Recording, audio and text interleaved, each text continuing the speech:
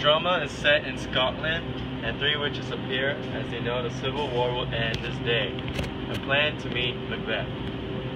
When do you want to hang out again? When the war has ended. There we can meet Macbeth. Fair Fair is is foul, foul, and foul foul is is fair. fair. Hover through the fog and fill the air. As Duncan, the president of Scotland, waits in his camps outside the war and is informed that Macbeth has won the war against the rebellions of MacDonald. Duncan is also informed that the traitorous Secretary of Cawdor is defeated. The Secretary of Cawdor is sentenced to death, giving Macbeth the position of Secretary of Cawdor. Ross then leaves to deliver the news to Macbeth. Tell me, what is our status in war? Macbeth has shown brave actions and was victorious. He has defeated MacDonald. Hey Ross, The Secretary of Cawdor has been defeated. sentence the Secretary of Cawdor to his death as punishment by law and give the brave Macbeth his position. Witches appear once again and meets both Banquo and Macbeth. The witches then hails Macbeth as the Secretary of Glamis. The witches then predict both Macbeth and Banquo's future. The witches then disappear and Ross tells Macbeth that he is the Secretary of Cawdor. Macbeth is surprised and thinks of assassinating the President of Scotland, but is afraid of the horrid image. My KDA is 3.0 in Call of Duty. What's yours? 3.2? No, whatever. It's 1.09. It sucks. Anyways, what the devil? Who are y'all? All hail Macbeth, hail to thee, Secretary of Glamis. All hail Macbeth, hail to thee, Secretary of Cawdor. All hail Macbeth, hail to thee, President of Scotland. What about my future? Your descendants shall all be future presidents. President Duncan is informed of the death sentence of Secretary of Cawdor, saying that he died nobly, repenting of his crimes. Macbeth and Banquo is honored by President Duncan for their brave actions in the war. President Duncan then announces that Malcolm will be the next president, and Macbeth is stressed that Malcolm is now between him and the presidency. Plans are made for the president of Scotland to dine in Macbeth's house. Macbeth then goes and informs Macbeth of the president's arrival. Scene 5, 6, and 7. Macbeth sends a letter to Lady Macbeth about the king's arrival and the witch's predicament. Lady Macbeth is determined to make Macbeth to be the president and makes a plan to murder Duncan in his sleep. The president arrives and was welcomed into the house and began to have dinner. Macbeth has second thoughts of the murder, but Lady Macbeth convinces Macbeth to assassinate the president in his bed as she makes the president's workers drunk. Fuck.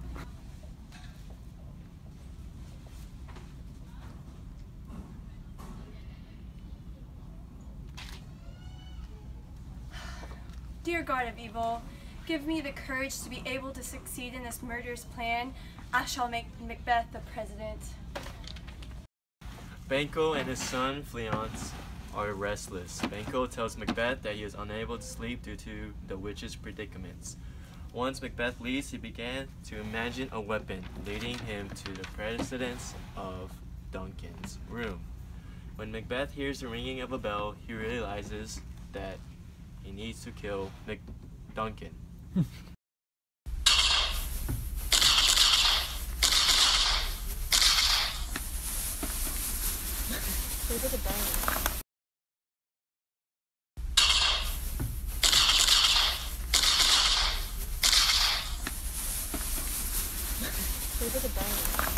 While Lady Macbeth waits for her husband's arrival, she discusses how she intoxicated and drugged the president's workers.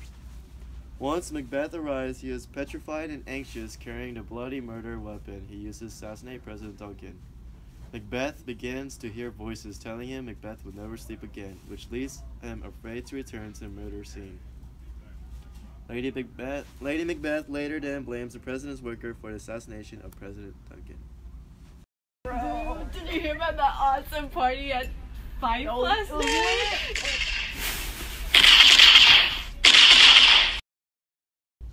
The heavily intoxicated porter goes around the courtyard to see who is knocking. After Lennox and Macduff enter, Macbeth takes them to the president's quarters.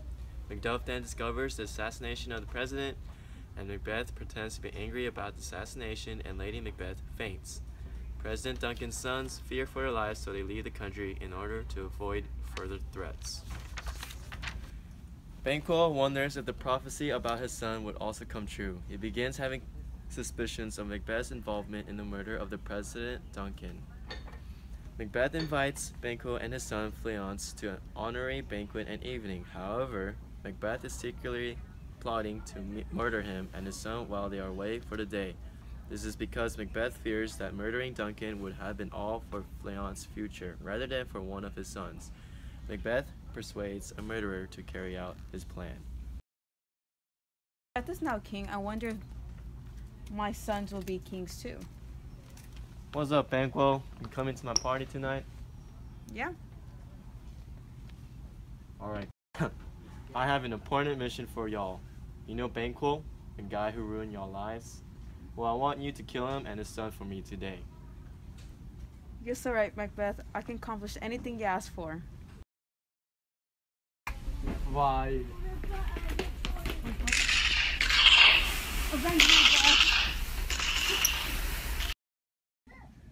Lady Macbeth and Macbeth discuss the terrible dreams they have been having, all due to the guilt of killing Duncan. They both agree to hide these emotions, but Macbeth hints to his wife about his plan to kill Banquo. While Banquo and Fleance are away, they are greeted by the murderer hired by Macbeth. They kill Banquo, and Fleance manages to escape before he is killed. And Macbeth is informed of the death of Banquo, but Fleance avoided death. When he enters the party, he is alarmed by the ghost of Banquo sitting on his throne. Lady Macbeth tries to explain to everyone that he is just suffering from a childhood illness. Macbeth continues to rant, so Lady Macbeth dismisses the guest. When alone, she calls Macbeth a coward. Macbeth then expresses suspicion about the absence of Macduff and states that he will visit the witches tomorrow. What is that? Is that Banquo? Oh, ignore him. He's just been sick since childhood. No, that is a ghost. I'm pretty sure that's a ghost. Get out of here, Banquo. Oh wait. Ghost. Okay, guess. Looks like the party's over. Soak it out. You coward! What is your problem? Where's Macduff? Well, did you even invite him?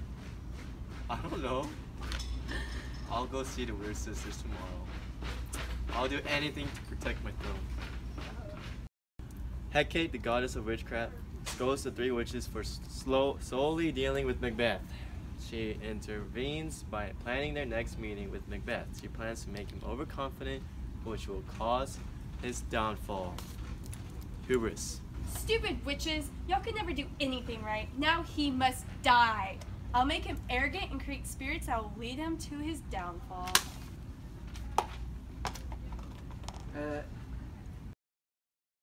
Macbeth arrives to meet the witches. He demanded to know his future. Witches call upon the three apparitions. The first, an armed head, tells him to beware of Macduff. The second assures President Macbeth that he will never be harmed by any born of woman. The third, he tells him that he will never be defeated until the trees of Burnham Wood will move toward his castle at Dunsinane. President Macbeth then asks about Banquo's son, learning they will indeed be king. Double, Double, toil and trouble, fire burn and cauldron bubbles.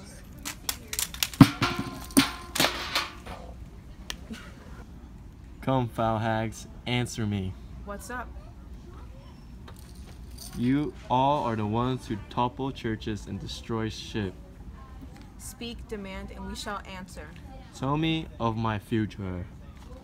Come high or low, thyself and the office defies show. Macbeth, fear Macduff, the Thane of Fife, he is your mortal foe. No man born a woman shall harm you. Macbeth shall never be vanquished until great Burnham Wood comes to Dunsinane. Lady Macduff is visited by Ross, who tries to convince her of her husband's wisdom.